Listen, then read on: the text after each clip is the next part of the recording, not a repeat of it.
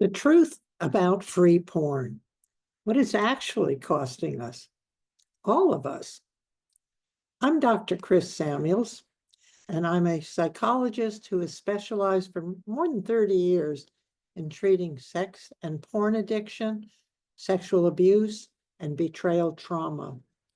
In my practice, I've watched the porn industry destroy individuals and families, derailing lives in ways most people could never imagine.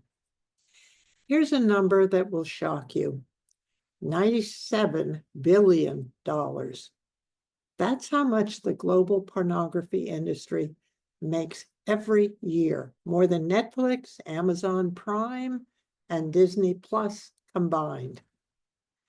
This isn't just about money. This is about how an entire industry engineered a cultural transformation affecting everyone, especially our children. Pornography websites get more traffic than Netflix, Amazon, and Twitter combined. The average age of first exposure between 11 and 13 years old. This isn't happening in some dark corner of the internet. It's on the same devices kids use for homework, the platforms on which they watch cartoons.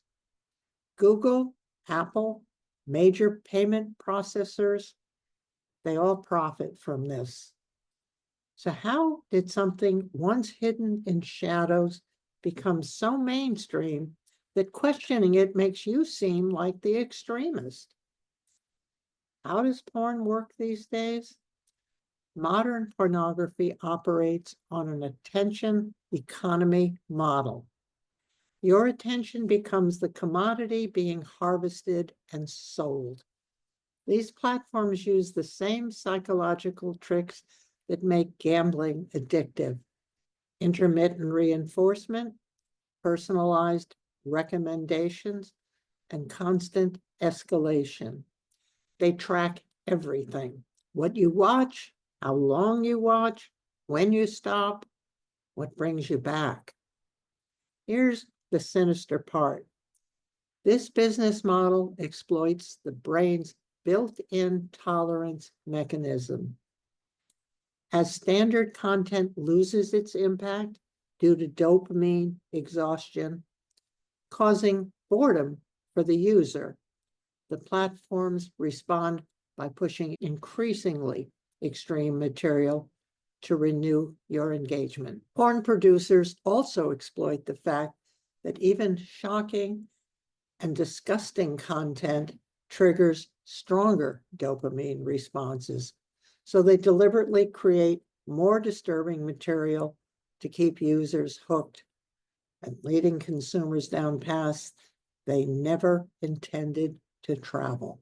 This omnipresence of porn was enabled by what are called tube sites, free pornography platforms that work like YouTube.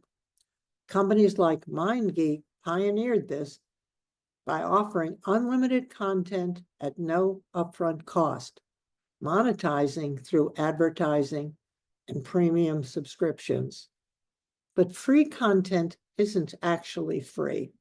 It's paid for through your attention, your data, and increasingly through upgrades to extreme content.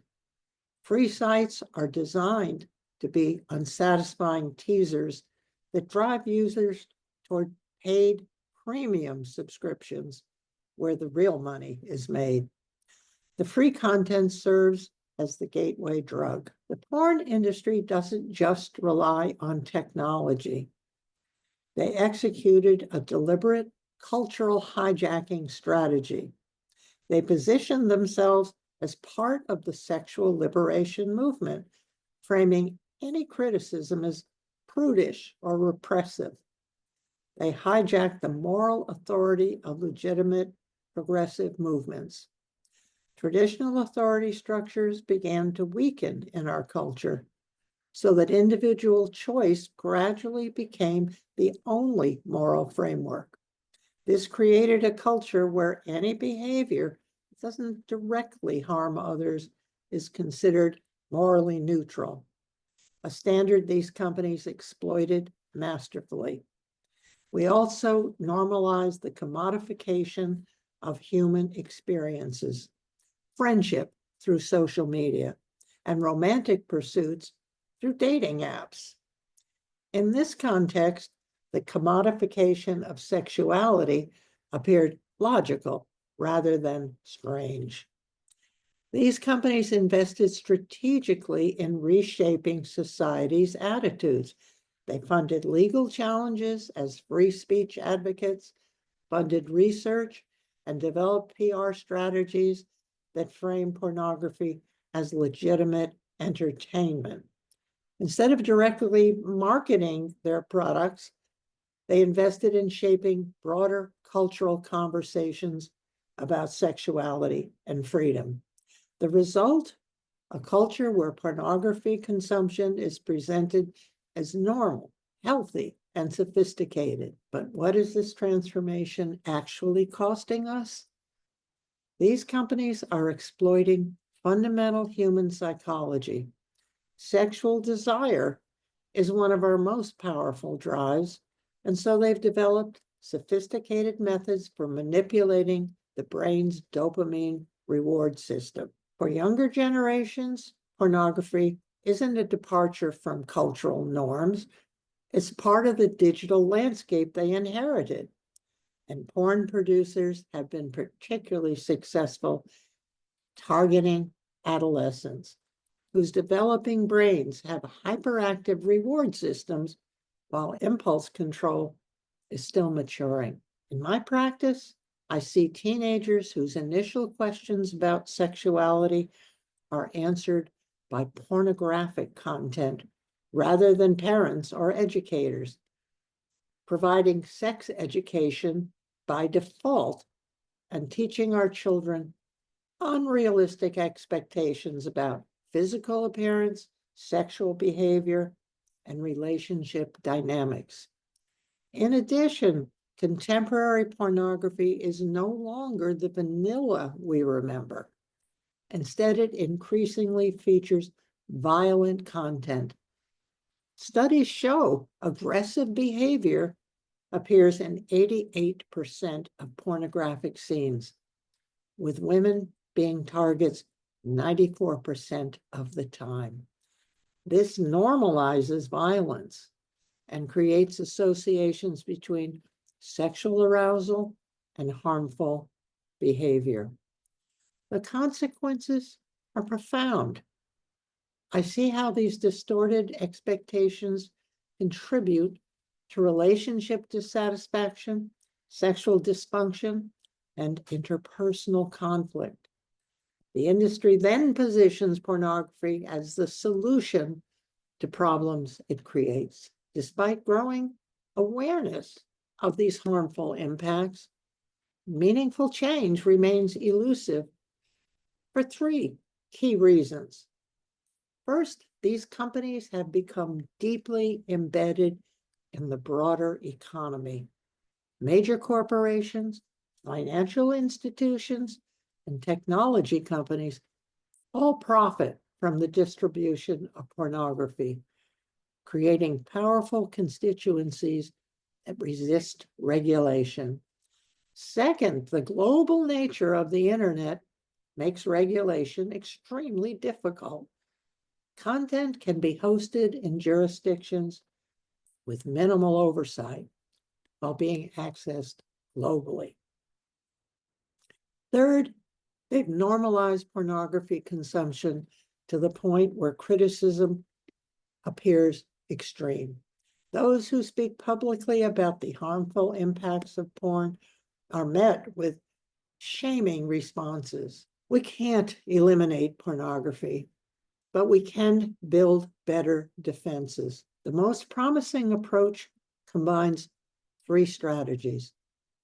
First, integrate media literacy into education, teaching students to critically evaluate all media and understand how their attention is being monetized.